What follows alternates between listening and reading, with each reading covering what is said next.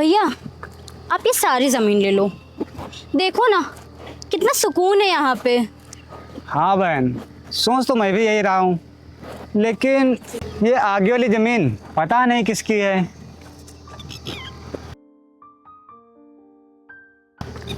भैया भैया वो देखिए, वहाँ पे ना एक मजदूर काम कर रहा है, उसको बुलाते हैं, उसको पता होगा। हाँ तुम सही कह रही हो। ए मजदूर। कौन? मैं? हाँ तू, यहाँ।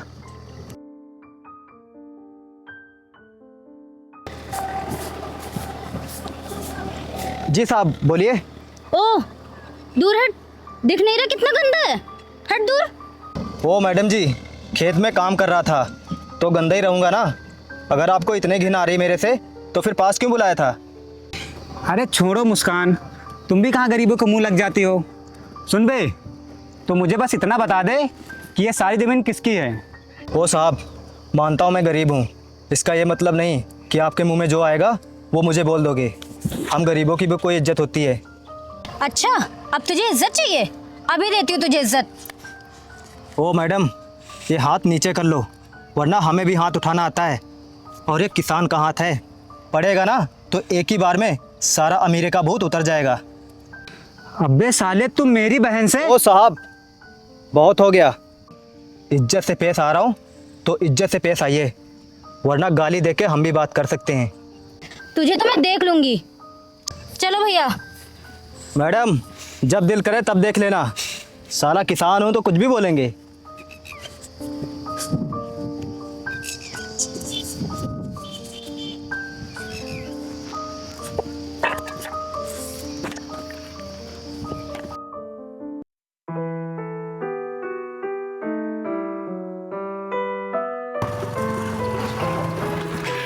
अरे सूरज भाई तुम, और बताइए कैसे आना हुआ? और तुम शहर से कब आए? 2 दिन हो गए यार, और इन 2 दिनों में पूरा मूड खराब हो गया। क्यों सूरज भाई, मूड क्यों खराब है? क्या बात हो गई? अब क्या बताऊं यार, कल एक किसान ने मेरा पूरा मूड खराब कर दिया था। कौन था वो? पता नहीं यार, मैं यहाँ ज़मीन लेना चाहता हूँ तो वही देखने गया था, लेकिन उस साले गरीब ने मेरा पूरा मूड खराब कर दिया था। अरे तुम्हें ज़मीन लेना है तो मुझे बताओ ना, मैं जहाँ काम करता हूँ उनके पास बहुत ज़मीन है, वो तुम्हें कहीं ना कहीं तो ज़मीन दे ही देंगे। यार अगर ऐसा है तो मुझे थोड़ी सी ज़मीन दिला दो। ठीक है, फिर हम कल ही चलते हैं उनके पास। ठीक है यार, अच्छा मैं चलता हूँ, हम कल मिलते हैं। ठीक है।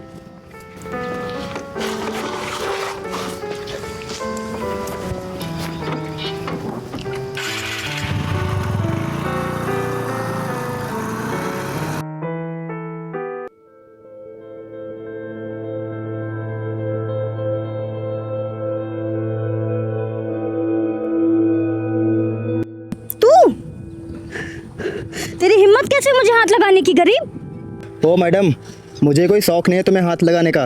अगर मैं हाथ नहीं लगाता तो अब तक तुम्हारी कमर टूट गई होती। एक तो मदद करो, ऊपर से भला बुरा सुनो। मुझे तुझ जैसे गरीब की कोई मदद नहीं चाहिए, छोड़ मुझे। मैडम जी एक बार सोच लो, अगर मैंने छोड़ दिया तो सीधा मुंह के बल गिरोगी। मैंने कहा छोड़ मुझे। ठीक है, छोड़ देता हूँ। तेरी इतनी हिम्मत, तूने मुझे नीचे गिराया? ओ मैडम, बात बात पे हाथ उठाना छोड़ दो, वरना किसी दिन बहुत भारी पड़ेगा तुम्हें। ये हाथ चूड़ियाँ पहनने के लिए बने हैं, ना कि किसी को थप्पड़ मारने के लिए, समझ गई? तुझे छोड़ूंगी नहीं मैं। हाँ ठीक है, अभी तुम जाओ, वरना फिर कहीं गिरोगी और बार बार मैं पकड़ने नहीं आऊँगा।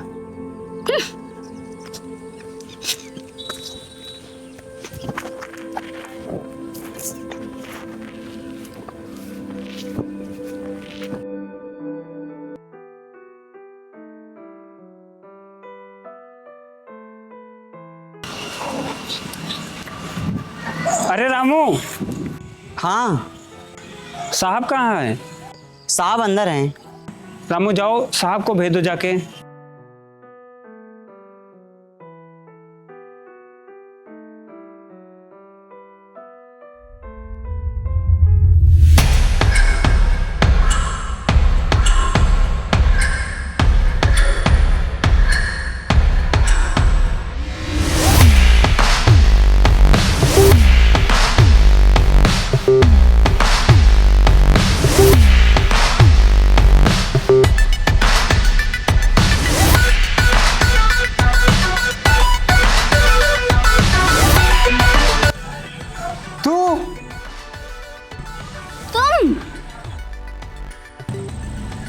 अरे अंकित भाई, यही है वो जिसके बारे में मैं तुम्हें बता रहा था।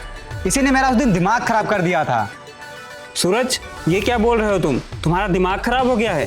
थोड़ा तमीज़ से बात करो। ये सर है मेरे, मैं इन्हीं के पास काम करता हूँ। क्या तुम इनके पास काम करते हो? ये देखने में तो मामूली सा इंसान लगता है, ऐसा कैसे हो सकता है? क्यों नहीं हो सकता है?